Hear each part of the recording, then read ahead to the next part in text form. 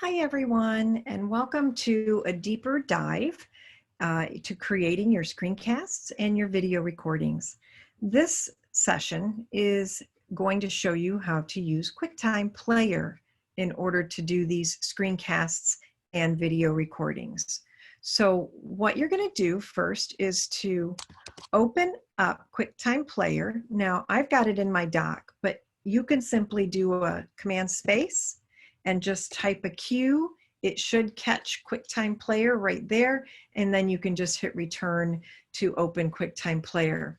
Now it's a little tricky because this dialog box opens up, but don't let that throw you. Just go right up to the file menu and you'll notice that there's three options. There's new movie recording, new audio recording, and new screen recording. And what I'm going to show you first is new screen recording. So I'm going to click on new screen recording. I get this little black box right here.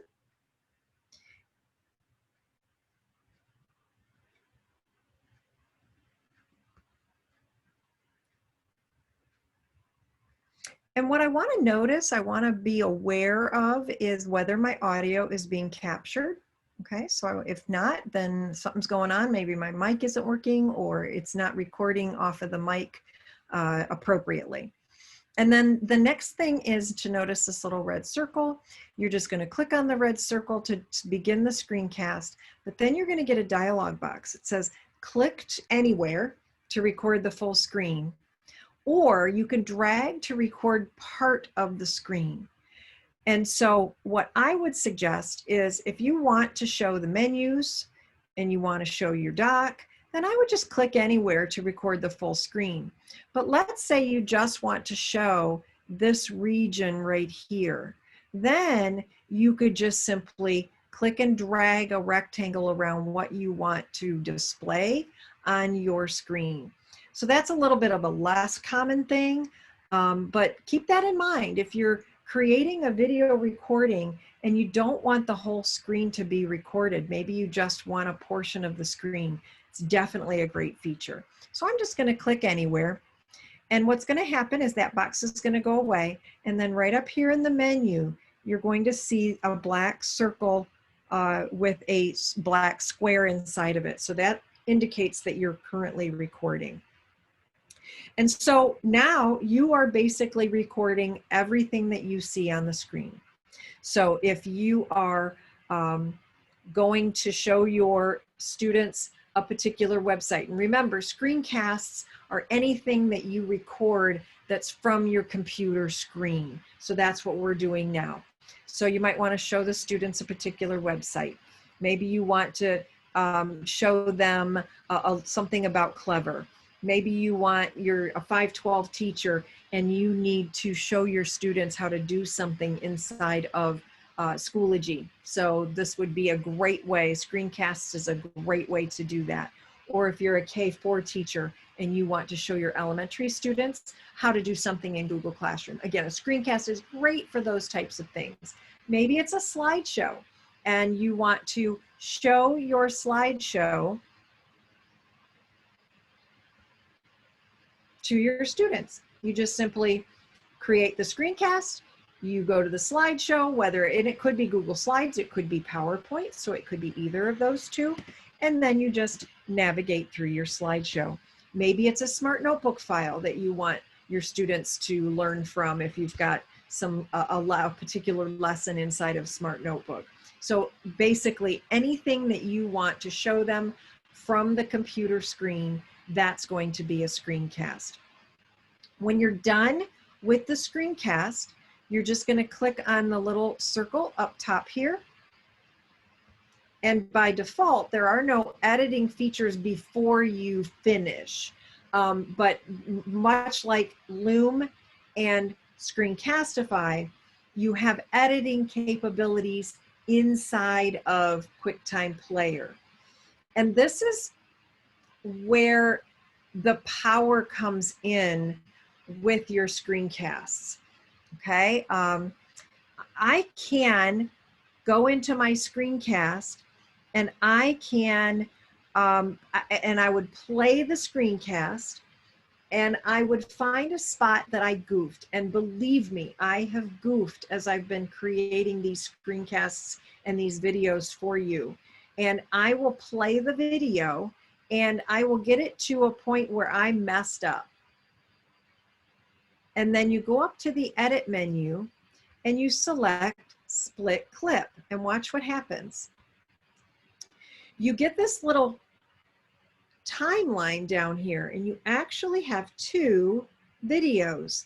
This is where you split the clip right there. So if this is your goof, you just simply select it and you hit your delete key on your keyboard and it goes away. So you're watching your video some more, and by the way, the space bar plays and stops your video, so you don't have to hit the play button. So let's say you're watching the video and right about here you messed up. You got all blundered and you just started to mess up. And again, the recommendation is you just pause, take a deep breath, and pick up where you left off. And again, I've done it numerous times for these instructional videos.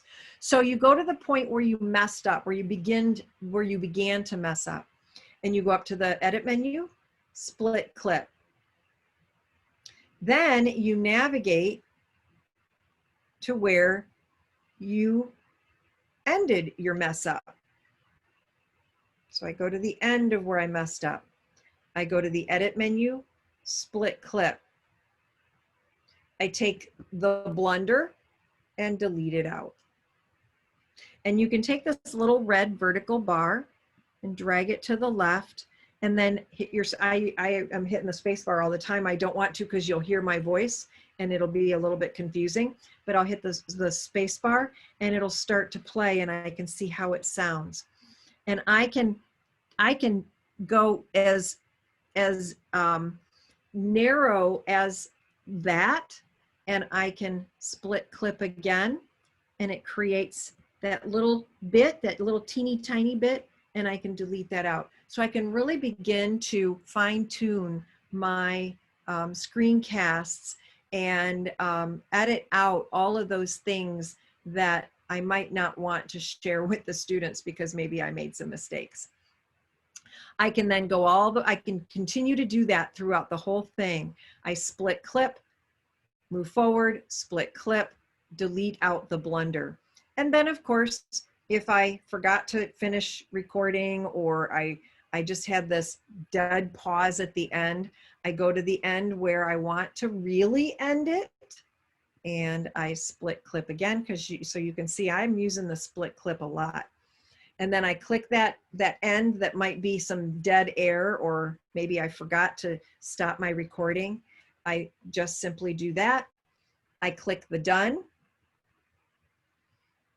And then at that point, if I want to go and do some more edits, I can save that clip. And the way QuickTime saves the clips is you tell it that you want to close the clip. I know it sounds odd, but you tell the clip that you want it to close and it'll pop up with the dialog box. Hey, you made some changes to this clip. Do you want to save those changes? So what I would typically do, I would click the pointy up triangle. I typically will toss them out on my desktop. That's typically where I throw my QuickTime videos. I'm just going to call this sample.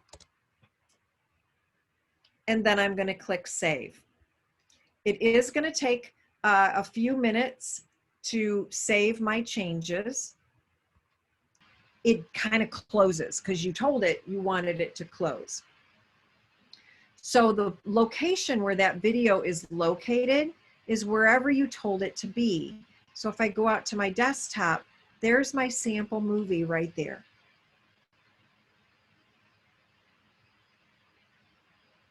So now I'm going to show you how to create a video recording. Again, it's just as simple. So I go down to QuickTime Player again, and I'm going to go up to the File menu, and I'm going to select New Movie Recording. So it opens up a big screen, and I'm kind of ready to do my recording. I'm getting myself all set. And I see if I roll over in the screen, I get this a very similar dialog box that I got just a minute ago when I was in making a screen recording. So I'm just gonna, when I'm ready, and I can see my audio going there, so that's good. I'm just gonna click the little red ball, and I'm going to see once it starts, it's actually giving me time. Now it's not recording that, so that it's not recording this little box right here, but it's showing me how long I'm going. So I'm doing my recording. Whether that recording is I step back and I want to do something on my smartboard, or I want to do something on my whiteboard. Maybe it's demonstrating something. Maybe it's doing a science experiment. I use the example of a gym teacher. I step back and I'm going to show my students how to shoot a basketball. So there's a lot of different options for why you'd want to do a video recording as opposed to a screencast. And so once you're done with whatever demonstration you want to create for them, or any information that you just want to share with them, when you're done with that, the red circle becomes a black one. You just click on it, and you get a very similar dialog box to what we just got with the screencast. And I just start re-watching it. And whenever I get to a spot where I want to start to delete and then end to delete, I put in a split clip. So again, that's the very beginning of my video. And boy, that's a pretty lovely face. So I'm gonna just scroll forward until, well, there isn't one. Okay, maybe that one's a little bit better. So clearly, I'm just giving you an example. I'm gonna split that clip, and then I'm going to delete that first part out that I didn't really like. And that's even a better shot of me. And again, when I get to a spot that maybe I messed up, I split clip. I go to the end of where I messed up, and I'm just grabbing that little red bar to move it along. I go to the end of where I messed up, I edit, split clip, delete that little blunder out. When I'm done making all my edits, I click done. And then just like we did with the screen recording, I click the red ball. It prompts me to save it. I'm just going to call this sample 2. Again, I'm going to put it out to my desktop, and I'm going to click save.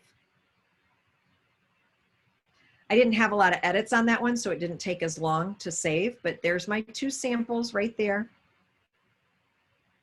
All right, so now we've got our samples or our videos, and I've already edited them, so I'm ready to upload them to YouTube. The next thing I want to show you in QuickTime Player is the picture-in-picture. It does take a couple extra added steps, but it's really not that difficult. I'm going to do both of these things at the same time. So the first thing I'm going to do is make a new movie recording. It's going to make it real big, but what I'm going to do, I'm going to, like, again, we're kind of tricking QuickTime Player. I'm going to make it really small, and that's about as small as you can make it. And I'm going to put it down in the lower left corner or lower right corner. Again, that's about the smallest you can make it. But then the next thing we're going to do is we're going to go up to the view menu, and we're going to select float on top. That way it will be on the top no matter what I do. So if I'm now going to go up to the file menu, and now I'm going to do a new screen recording, and we already did this, so I'm going to click the red ball. We're just doing this, you know, a second example. I'm going to click anywhere on the screen to record full screen, and I'm now recording the screen while my video is showing in the lower right hand corner. So I can do exactly what we've been wanting to do. I can show a website. I can show my students Clever and what I want them to do inside of Clever. Maybe I want to show my students how to do something inside of Schoology. So I just navigate to Schoology and show them what I want them to know and what I want them to do with a particular assignment. Or maybe I'm a K-4 teacher and I want to show my students how to do something inside of Google Classroom. I can go and grab a slideshow. Here is where there is a slight limitation of using QuickTime Player. When you play a slideshow, whether it be a Google slideshow or a PowerPoint slideshow, and you click the present button, that slideshow kind of takes over the video feed. And so what you're going to notice is as soon as I click on present, it's going to present that slideshow, but my picture-in-picture just went away. All right, and that is one limitation of using QuickTime Player for this purpose.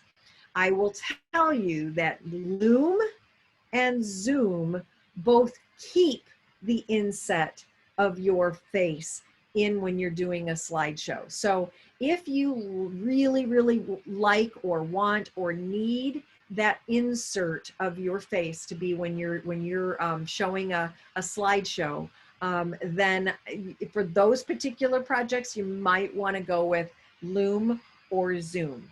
I'm going to exit out of my slideshow, and so the way that you kind of finish it off is you finish the screencast. So I'm going to stop the screencast, and then I'm going to stop the video recording.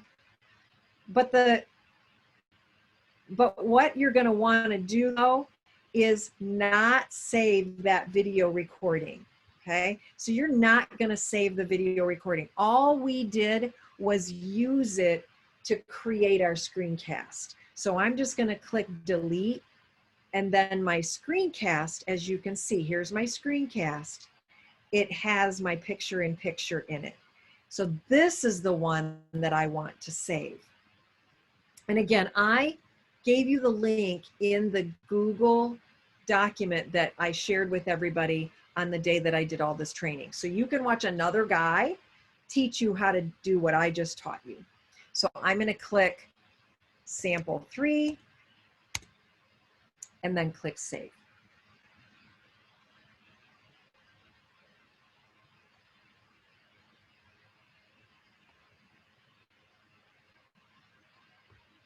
So that is how to create screencasts, video recordings, and then a combination of the screencast with the inset of my video in the screencast using QuickTime Player.